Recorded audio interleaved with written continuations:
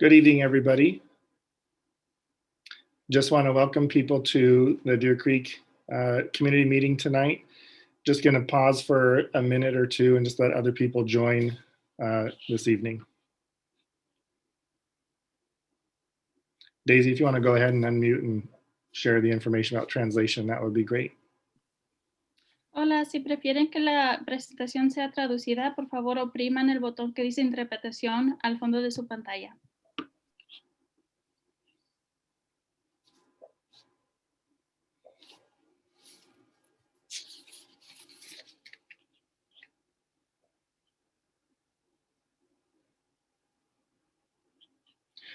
Again, just want to welcome people as they're joining our meeting this evening. In a second, I'll introduce who's here with us, and then we'll get started.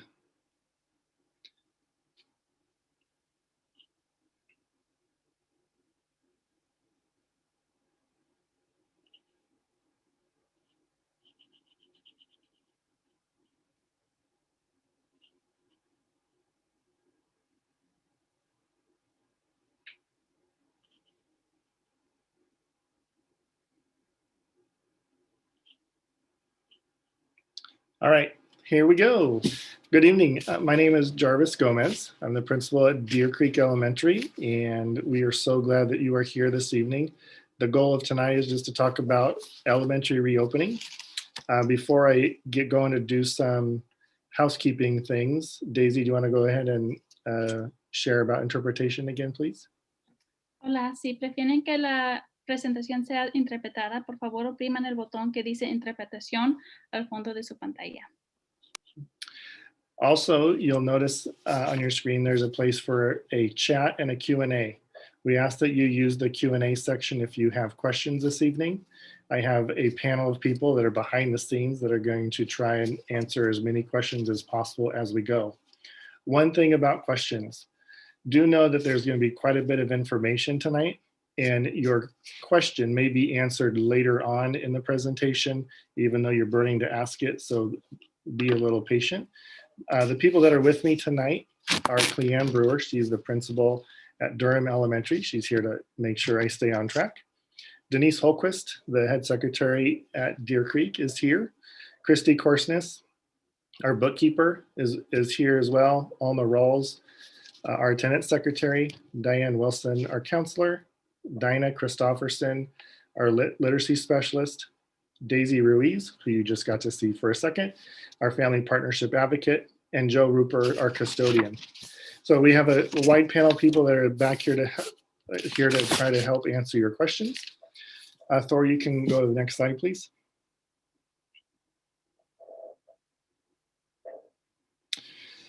So here's our agenda for this evening. We have quite a few things to get through. We're going to talk about some context and goals, what the half-day schedule looks like, social emotional learning, health and safety, online options, the enrollment process, meaning what are you going to choose, and then a tentative timeline for our rollout.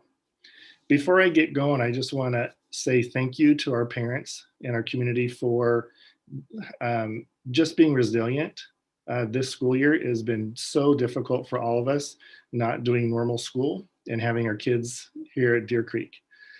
There's some excitement that we have an opportunity to move in that direction to get our kids back in school. So I just want to say thanks for all the hard work you've put in, the patience and understanding.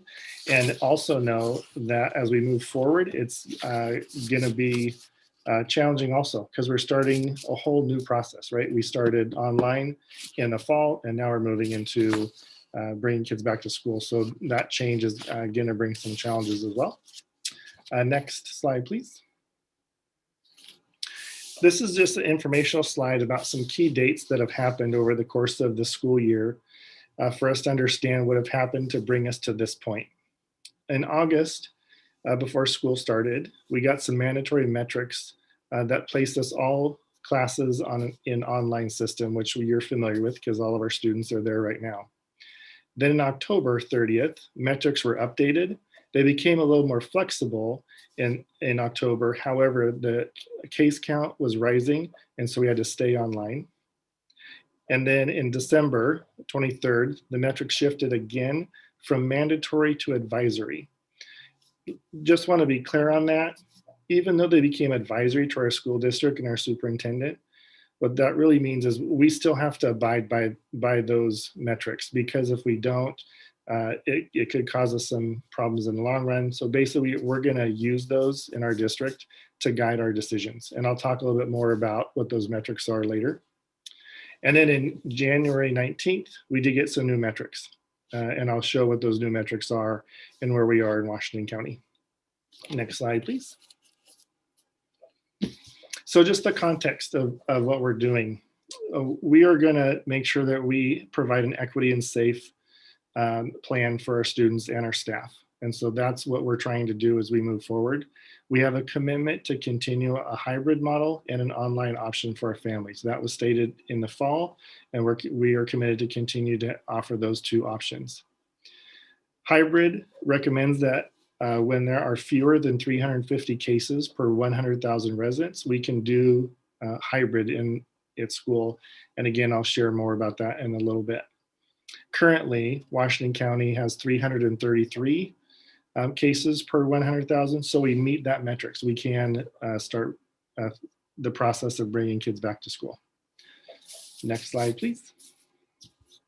So here are those metrics that I just talked about.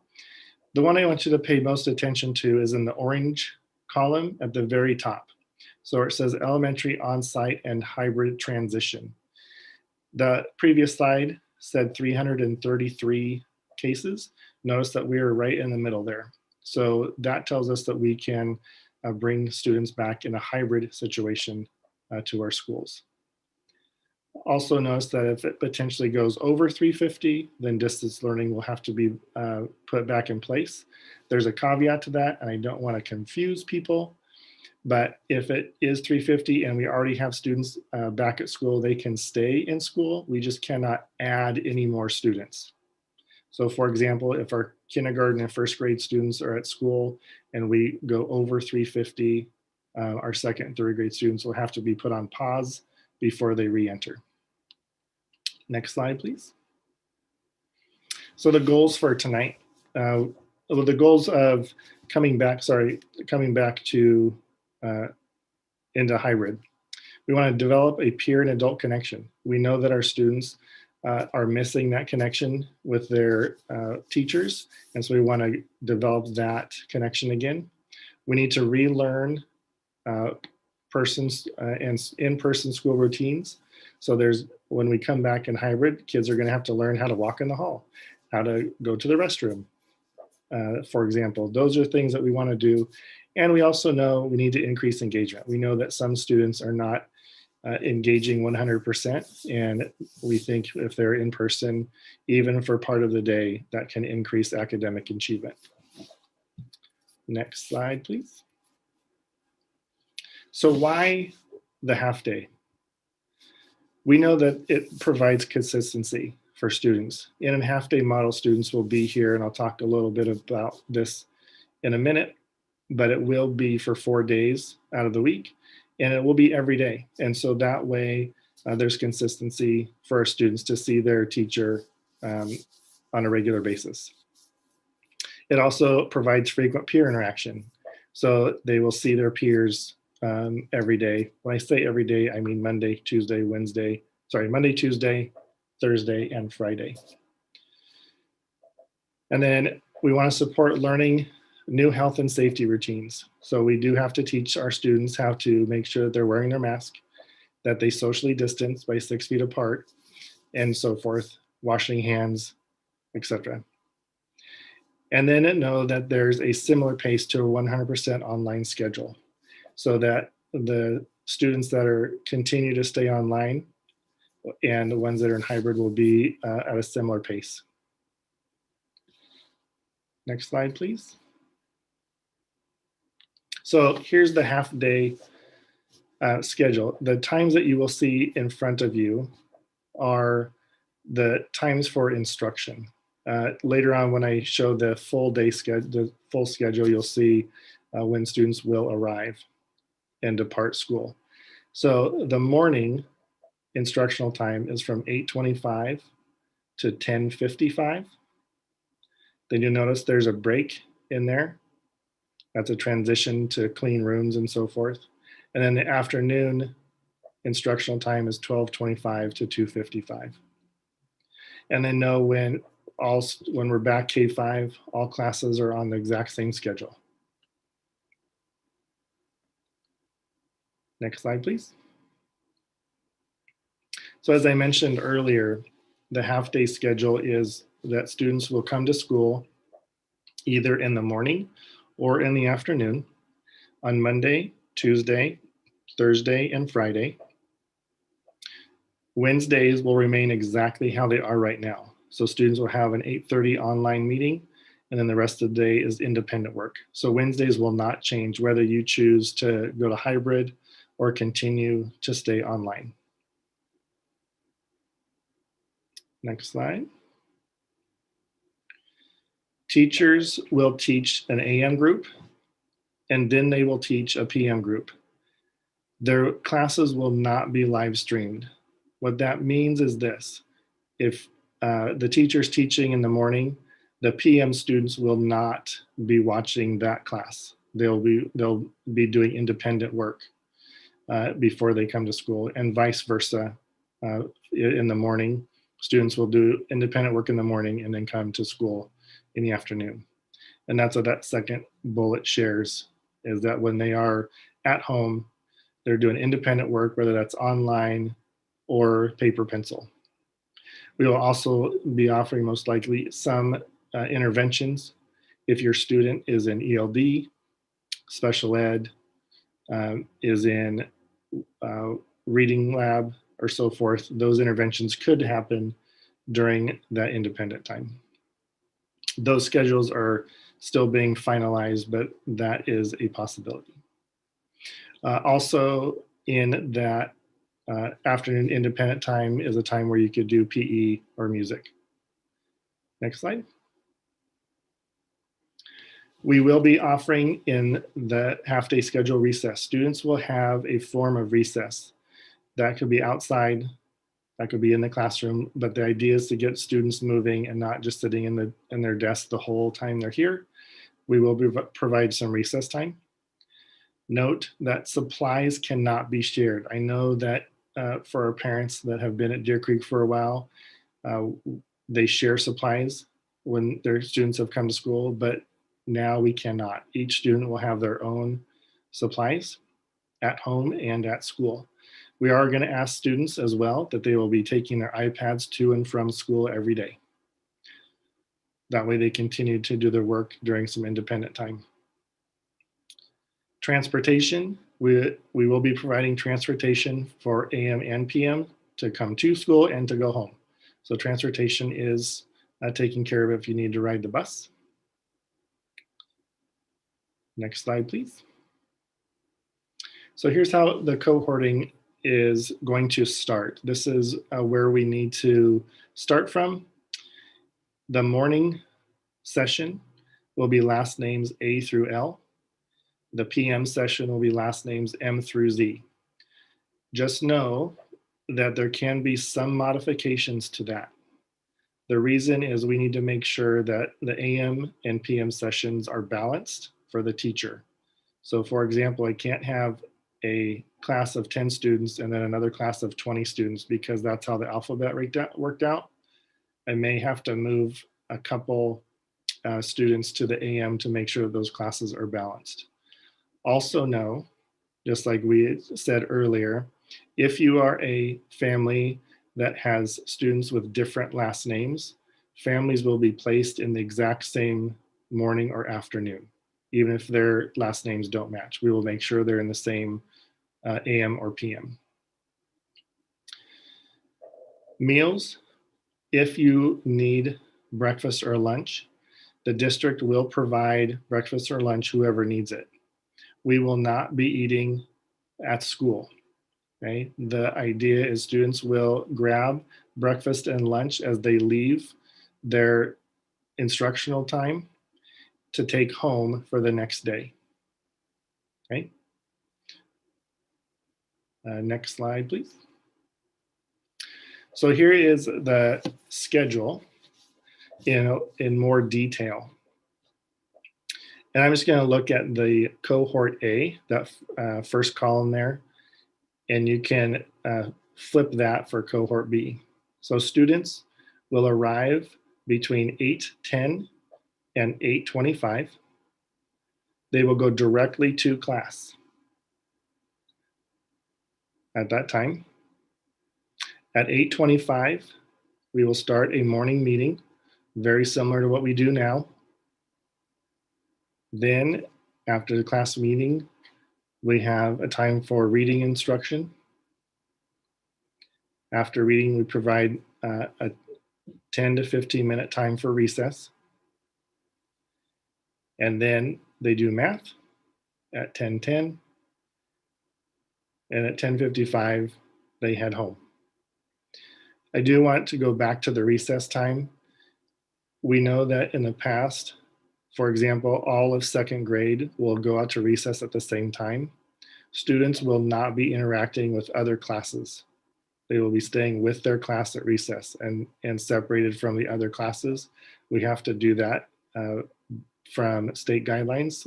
We cannot mix cohorts. So then group A goes home at 10:55. Teachers will have a prep and a lunchtime between 10:55 and 12:25. That is also the time the classroom will be cleaned to get ready for the next group. Then cohort B arrives. Oh, excuse me, back up. Once the kids go home, as it says there, they will be doing independent work in the afternoon. You look over in cohort B, in the morning they're doing independent work. They arrive to school at 12:25 and they go right to their class meeting, reading instruction, recess, math, and then we dismiss. Next slide, please. Social emotional learning is a huge part of what we believe in at Deer Creek and in our school district. The emotional well-being of our students is very important, and as parents, I think you know this, as all of our teachers continue to have our morning meetings, and so we spend a lot of time doing that, and we are going to continue to do that in this hybrid situation, as noticed in the schedule I presented. So we will have a class meeting every day in the morning or in the afternoon when the student arrives. We also will make sure that there's individualized supports available for students and families. That's where Daisy Ruiz, our family partnership advocate, Diane Wilson, our counselor, Aaron Reed, our EBIS instructional assistant, come in to help provide those individualized supports as well. So I'm going to pause for a second, and Denise or Cleanne, are there some questions that have popped up in relation to what I've talked about that I need to clarify or just answer? Well, there is a question about the numbers being too high, and if for K1, would we stop in person? Technically, we do not have to stop if they go over 350. However, and do not quote me on this one, I'm going to guess if the numbers get super high, there'll probably be a decision that superintendents in the Washington County area will have to make a decision whether they close down. But I don't know what that threshold is. Are there any others, Cleanne or Denise? What do the kids do for the 20 minutes between arrival and the start of class? Great question. That's just a time where a teacher can check in with the student, help them put their stuff away, get ready, maybe even answer a quick question if they have something from the work they did before. It's just a settle in time, because we're going to have buses show up in that time, that 15-minute time differently. Parents, you may think you're dropping your kid off right at 8:10, but the student may not actually get into the class until 8:15 because the parking lot's full or something like that. So it just gives us some time for the students to get settled in.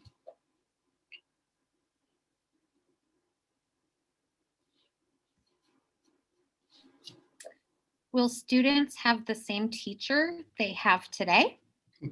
That is another great question, and I'm going to pause on that for just a second. The answer is maybe not, but as we get through the presentation, I will address that in more detail. And what about, are the cohorts going to fill up? Will the cohorts fill up? Yeah, our cohorts should be balanced, and I don't have a concern that there'll be something that's too full or too small. All right, so our next slide, please. So when our students arrive to school and return to school, we want to ensure the safety of our students. And so there are some things that we are doing here at Deer Creek to make sure that our kids are entering a school that is safe. The first part of that is we're asking families to conduct a daily symptom screening at home. That's very similar to if you've been to the dentist or you've been to a doctor's appointment. They ask you a few questions. We want you to kind of do those questions at home to make sure that your student is okay to come to school. So we're going to ask you to do that every single day. Students will also receive a visual screening when they board the school bus, if they ride the bus, and when they come to school. We're not going to be taking temperatures. We're finding that that is not a huge indicator of having COVID. And so if we feel that a student is showing symptoms, then we can have them go to the office, and our office staff can take it from there to make sure that they're okay to be at school or if they need to go home. Also, adults and students will have to wear masks at all times. Every student and every adult has to wear a mask all day long. There is a however. We do have some students that are in special education or have health reasons that they cannot wear masks, and we will accommodate those needs, but those have to be documented needs for us to follow that. We have to have our kids wear masks and adults wear masks. And then, as I mentioned earlier, there will be frequent hand washing, using of hand sanitizer taught on the very first day with our kids. They need to know how to do that. I would also ask this, in the time that we're transitioning to move to hybrid, if you want to teach your student how to wash their hand for 20 seconds, they can sing the ABCs. They can count to a certain number just to make sure that they're washing their hands for 20 seconds, because we'll be teaching that. And have them get used to putting hand sanitizer on if you can. You know, put hand sanitizer in the hand, make them rub it in, and so forth. And then also our buses, classrooms, and bathrooms will be sanitized between the morning and afternoon cohorts. The reason I show this screen is we do have some slides that are in Spanish. We will be recording this video, and it will be posted on our website for people that need to go back and look. So know that the information I just went over is on this slide in Spanish as well. I also want to point out the picture that you see in this slide. The screen that's in front of the mascot there is the screen that kids will be sitting at when they're at school. So we do have the trifold clear screens for our students to sit behind for their safety. Next slide, please. Again, ensuring our school is healthy for return. Our classrooms will be set up to make from a 35 square foot per student mode, meaning that we can fit about 15, 16 students in our classroom at the most for each cohort. They shouldn't be any higher than that. Students will have individual and not shared supplies, as I mentioned earlier. We have the barriers that I talked about in the last picture. Students sit at their own desk. As you notice in the picture to the left, those desks are 6 feet apart. They're separated. We don't have carpet that our students used to sit out for reading time or so forth. And we can't have pillows and bean bags. We can't have soft furniture, right? We'll be teaching first day lessons, how to access the bathroom, how to go to recess, what the breakfast and lunch pickup system is, and so forth, as I mentioned earlier. Also, be looking for, hopefully next week, some student-friendly videos that provide some visual guidance of what I just talked about. So you've seen some pictures, and I'm going to show you a little teaser that the mascots of our schools did for us. Is how does a student ride the bus? How does a student enter the school? And so forth. So be looking for those videos. We'll have those on our website as well when they are completed. And then lastly, you are doing some Q&A right now, and some of your questions may or may not be getting answered. Know that we're populating a Q&A for a frequently asked questions, and we'll answer those and put those on our website as well as the TTSD website, so you can go back and look. Again, the information I just shared is also on the slide deck in Spanish. Next slide, please. Here is the little teaser video that I just talked about. So Thor, go ahead.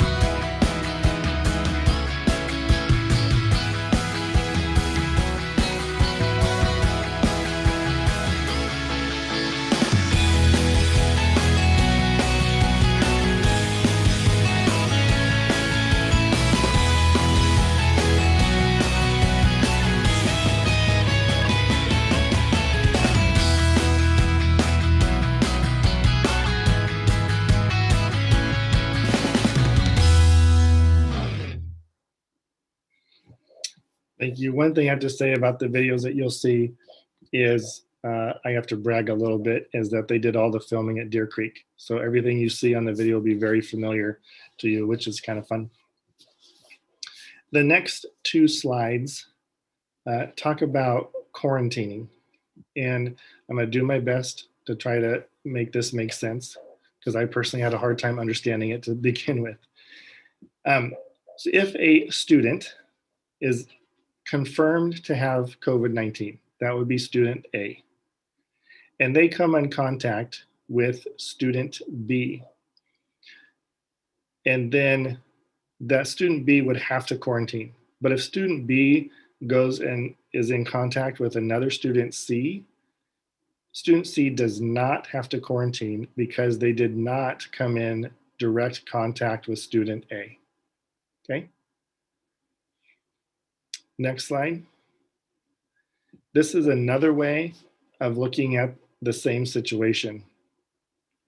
If you find the little red person, the red circle, and they are in their classroom, cohort A there, then everybody in that classroom, including the student that's in blue, has to quarantine.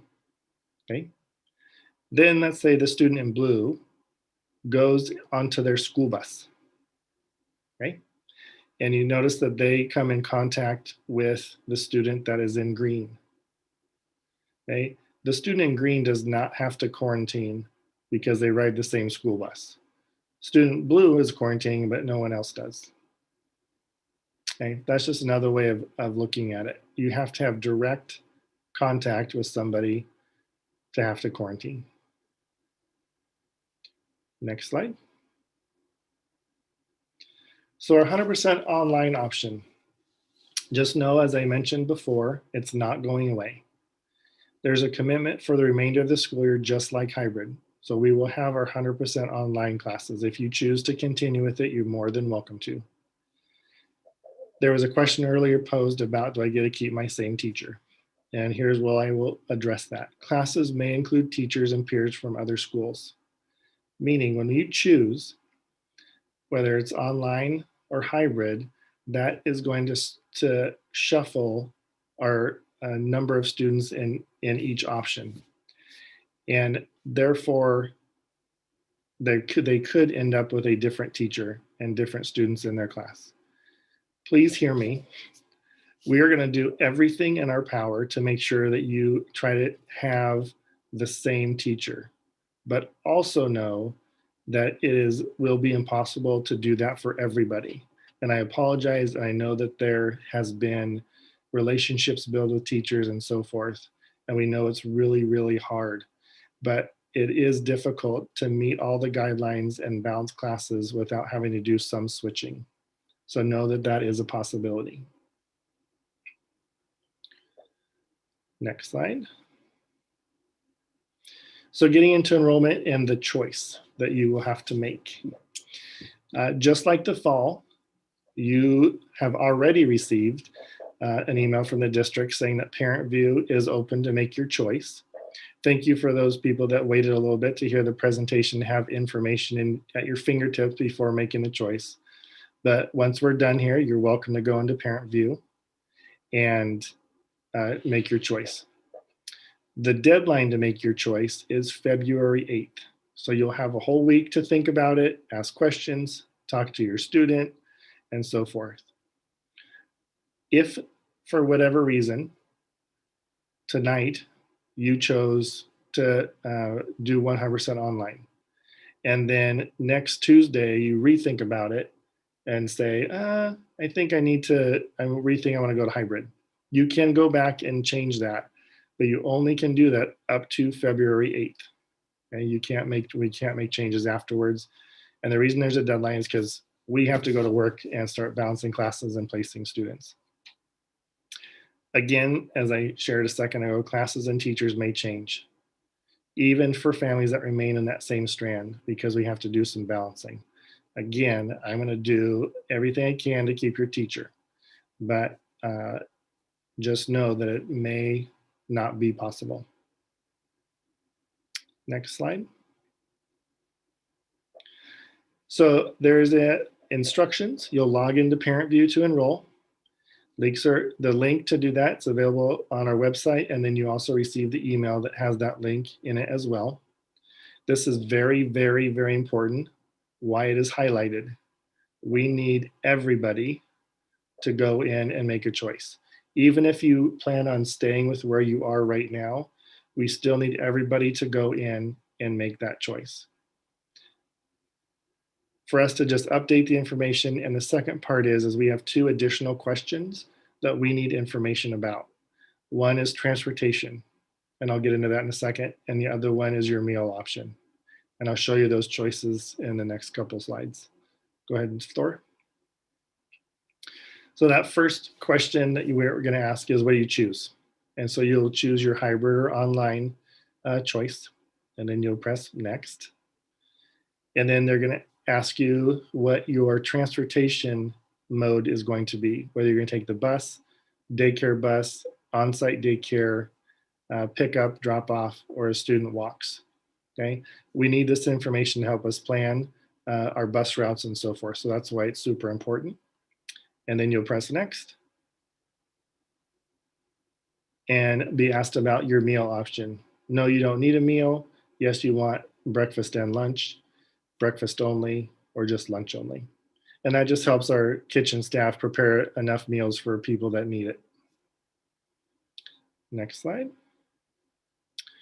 And then probably this is our last slide, and the one that people are really wanting to know is, what is the timeline? What's happening? So currently, as of today, our pre-K through 5th grade staff are being vaccinated. And that process will probably take it till about mid-March. And so once that process is done, we can bring back our pre-K, kindergarten, and 1st grade students. So that target date is about mid-March.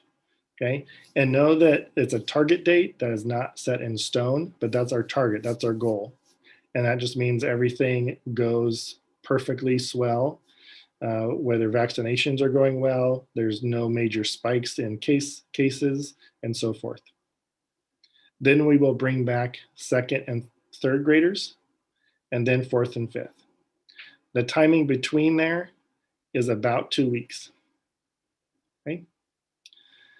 Families will learn who their new teacher is, or if they get to keep the same teacher, 2 weeks before the first day of kindergarten, 1st grade coming back to school. We need time to do some work, shuffle kids around and staff around. and you will hear where your student will be 2 weeks before the first day of coming back. And as of right now, our thinking is all classes, 2nd through 5th, will also make that switch, even though they will stay online for a little bit. They will make that switch with their teacher all at the same time. Okay. Okay, we have a few minutes, Denise and Cleanne, if there's some themes of questions. One person asked about our HVAC system, if it's been updated. Okay, the district has done everything they can to update our system here. They have increased airflow, meaning to get things moving. So for example, a small example is we used to turn our air on about an hour before school started, and then about an hour after school was over. That have increased. Now it's coming on in the middle of the night and stays on well into the evening after kids are gone to recycle air and keep it flowing. So that's just one example of what they have done with HVAC here at Deer Creek. Here's a good question. If a class is in quarantine or a cohort, will they do online instruction? Yes, great question. If a class has to quarantine, then they will do online instruction.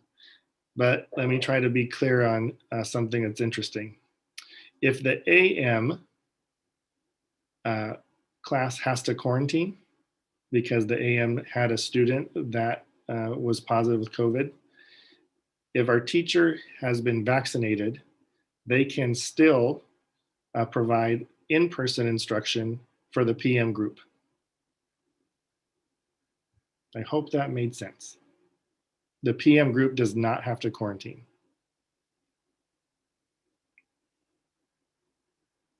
Any other ones? A question about bringing workbooks and stuff back and forth to school. I know the iPads, but are workbooks brought back and forth? That will be left up to the teacher's needs. If they want a workbook to go home back and forth, they're welcome to do that. That will be up to the teachers to decide what they want their students to take home. Just know that kids will be transporting things back and forth every day. Another good question is if the student needs assistance with their teacher when they go home after their AM or PM time, how will that work or look like? That is, I think, a fabulous question, actually. And I think that's something as parents you need to think about.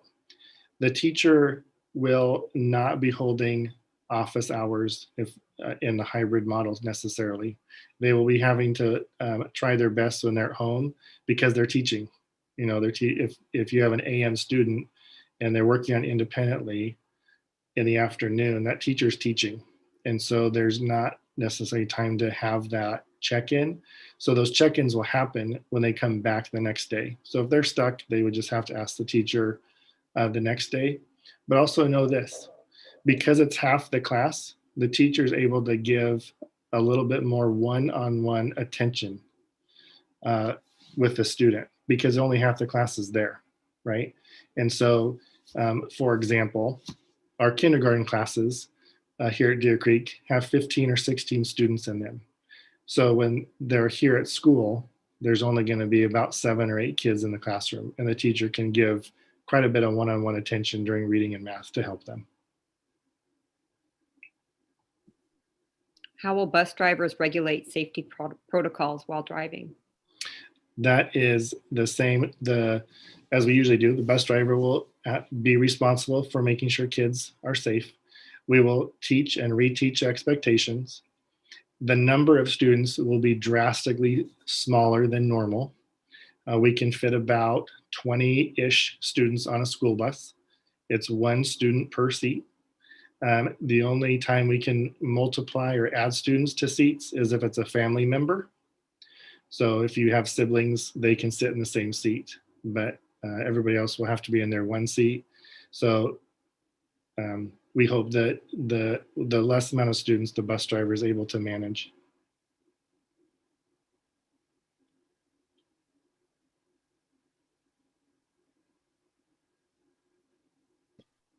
What If a else? student forgets an iPad, will they still be able to do class? Yes. We will have ways to make sure that they can access their education for sure. Don't worry about that. Will there be a quarantine required post-travel for hybrid students? Like, for example, after spring break? That is a phenomenal question. I don't know if I have the answer to that one. If they like leave the country and they come back or something like that, look for that answer in the Q&A later on in the frequently asked questions. I don't know what our stance will be on a quarantine coming back from travel.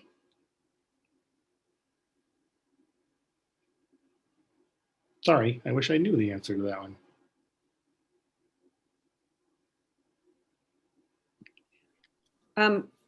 Talking about transportation and daycare buses, wonder if their intent is to go to hybrid, but they can't get the transportation daycare to work.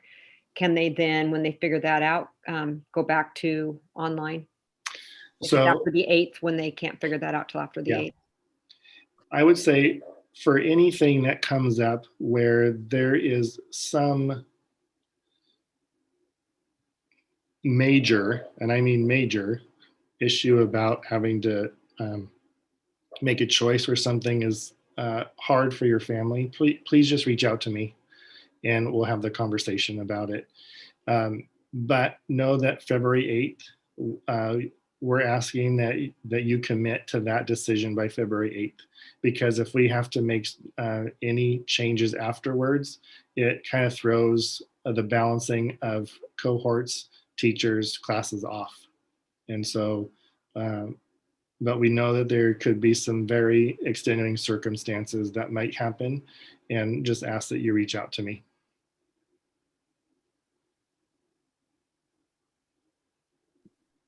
And I've had a couple of questions in there that the 100% online will stay the same schedule. Yes. Yep. Yeah, 100% online right now will be the same. If a student has an aide, will the aide be allowed in the classroom? Yes. Thank you for that question. That's a good one too. The short answer is yes, they can. Students will be in a cohort. Adults are allowed to be in multiple cohorts. So if they have an aide that must be with them, that aide will sign in to that class so we can do contact tracing. So the student can still receive the services that they need.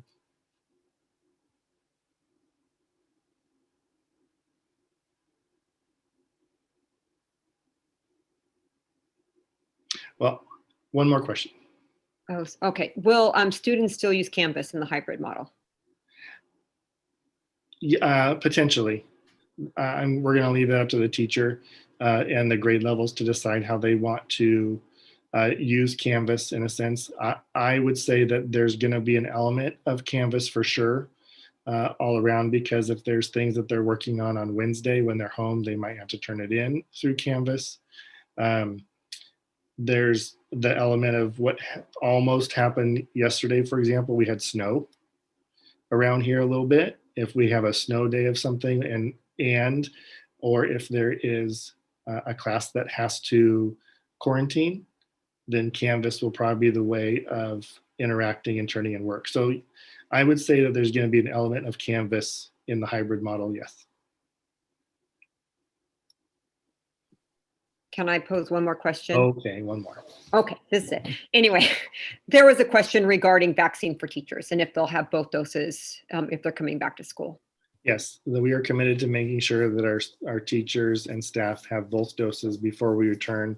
And when you see here mid-March, as long as everything goes as well as we hope, then that's our target date. And that would mean that our staff have both doses by then.